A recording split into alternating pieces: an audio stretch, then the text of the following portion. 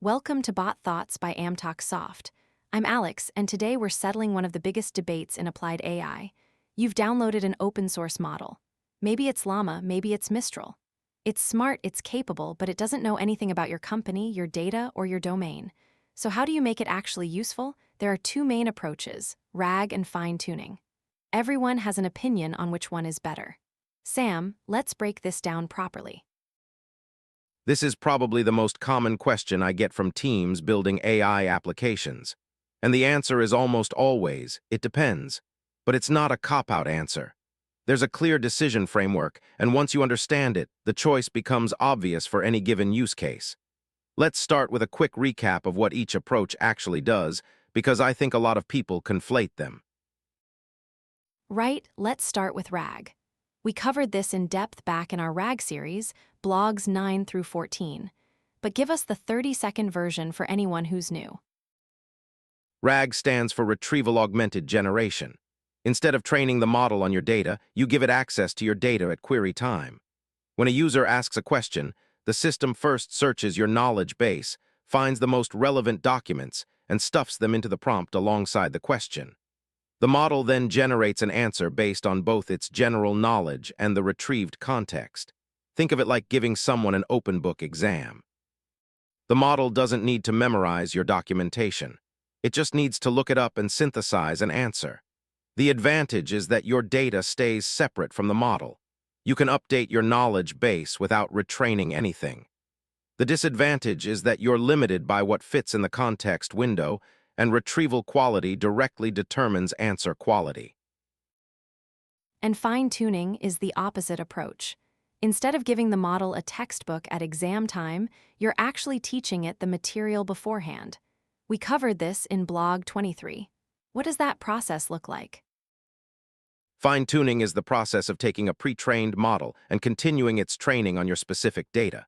You prepare a dataset of examples, usually in a question-answer or instruction-response format, and train the model on those examples. The model's weights actually change.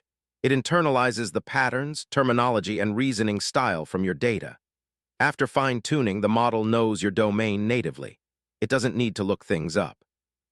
It speaks your language, uses your terminology, and follows your conventions by default. The advantage is speed and consistency. No retrieval step means lower latency, and every response naturally uses your domain knowledge. The disadvantage is cost and rigidity. Training takes time and compute, and when your data changes, you need to retrain. Here's where it gets really interesting, though. Fine-tuning used to require massive GPU clusters and tens of thousands of dollars. But LoRa changed everything. We wrote about this in blog 24. Explain LoRa to someone who's never heard of it. LoRa stands for low-rank adaptation. Here's the intuition. A large language model has billions of parameters. Fine-tuning all of them is expensive and often unnecessary. LoRa's insight is that the changes needed to adapt a model to a new domain can be represented by a much smaller set of parameters. Instead of modifying all 7 billion parameters in a model, LoRa adds a tiny adapter layer, usually less than 1% of the total parameters, and only trains that. The original model stays frozen. The result is remarkable. You can fine-tune a 7 billion parameter model on a laptop with 16 gigabytes of RAM in a few hours. Training cost? $0, just your electricity bill. And the adapter is tiny, like 50 megabytes, so you can create multiple specialized versions of the same base model and swap between them instantly. And then QLoRA took it even further. Fine-tuning 70 billion parameter models on a single GPU. That was considered impossible 2 years ago. QLoRA combines two techniques. First, it quantizes the base model to 4-bit precision, which shrinks a 70 billion parameter model from 140 gigabytes down to about 35 gigabytes.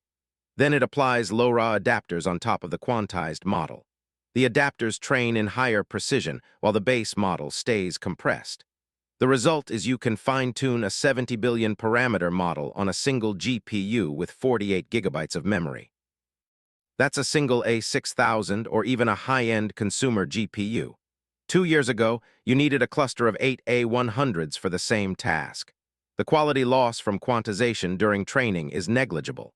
Multiple studies have shown that QLoRA fine-tuned models perform within 2 to 3% of full-precision fine-tuned models. For most practical applications, that difference is invisible. Okay, so now people know what both approaches are. Let's get to the decision framework. When should you use RAG, when should you fine-tune, and when should you use both? We laid this out in blog 25. Here's the framework I use. Use RAG when your data changes frequently. If your knowledge base is updated daily or weekly, RAG is the clear winner because you don't need to retrain. Use RAG when you need source attribution. RAG can point to exactly which documents it used, which is critical for compliance and trust. Use RAG when your data is large. If you have millions of documents, RAG can search across all of them. Fine-tuning can't absorb that much information. Use fine-tuning when you need to change the model's behavior, not just its knowledge. If you want the model to write in a specific style, use specific terminology, or follow specific reasoning patterns, that's fine-tuning territory. Use fine-tuning when latency matters. No retrieval step means faster responses. Use fine-tuning when you want consistent domain expertise baked into every response. And here's the secret. Use both when you need the best of both worlds. Fine-tune the model to understand your domain and speak your language, then augment it with RAG for up-to-date factual information. This combination is incredibly powerful. Let's get practical. If someone listening wants to build a domain-specific AI model for their company, what does that process actually look like end-to-end? We walked through this in blog 26. It's a 5-step process. Step 1, collect and curate your data. This is the hardest and most important step. You need high-quality examples of the kind of interactions you want the model to handle. Internal documentation, support tickets, expert Q&A pairs, domain-specific writing samples. Garbage in, garbage out is more true for fine-tuning than almost anything else in AI. Step 2, format your data. Convert everything into instruction response pairs. The model learns from examples of inputs and desired outputs. Step 3, choose your base model. For most companies, a 7 to 13 billion parameter model like Llama or Mistral gives the best quality-to-cost ratio. Step 4, fine-tune with LoRA or QLoRA. Use a framework like Hugging Face's PEFT library. Training usually takes 2 to 8 hours depending on dataset size. Step 5, evaluate rigorously. Test against held-out examples, compare to the base model, and have domain experts review the outputs. If quality isn't good enough, the fix is almost always better data, not a bigger model. What are the most common mistakes you see teams make with fine-tuning? Because I've heard horror stories about models that worked great in testing and then fell apart in production. 3 big ones. First, overfitting. If your training dataset is too small or you train for too many epochs, the model memorizes your examples instead of learning from them. It'll parrot back training data verbatim but can't generalize to new questions. The fix is more diverse training data and early stopping. Second, catastrophic forgetting. When you fine-tune too aggressively, the model loses its general capabilities. It becomes great at your domain but can't do basic things anymore. LoRA helps with this because the base model stays frozen, but it can still happen with aggressive adapter training. Third, data contamination. If your training data contains test data, or if it contains biased or incorrect examples, the model learns those mistakes as truth. Data quality auditing is not optional. Every example in your training set should be reviewed by a domain expert. Once you have a fine-tuned model that passes evaluation, how do you actually serve it in production? Is it the same as serving a regular model? Mostly yes, with a few differences. If you used LoRA, you have a choice.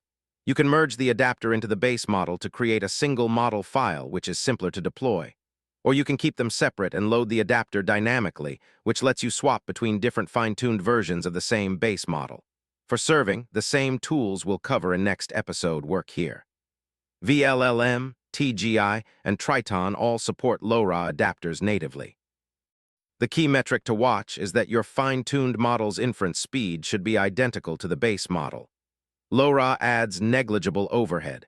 If you're seeing a slowdown, something is configured wrong. Let me wrap up with the key takeaways. RAG gives your model access to knowledge at query time. Fine-tuning teaches your model knowledge permanently. LoRA and QLoRA make fine-tuning affordable. You can fine-tune a 70 billion parameter model on a single GPU for $0. The decision framework: RAG for changing data and source attribution, fine-tuning for behavior changes and latency, both for the best results. And data quality matters more than model size. A well-curated dataset of 1,000 examples beats a sloppy dataset of 100,000. Check out our complete fine-tuning series, blogs 23 through 26 at AmticSoft, blogspot.com. Subscribe, follow, and support us at buymecoffee.com/AmticSoft. Next episode, we're making AI fast and small with quantization, speculative decoding, and edge deployment. See you then.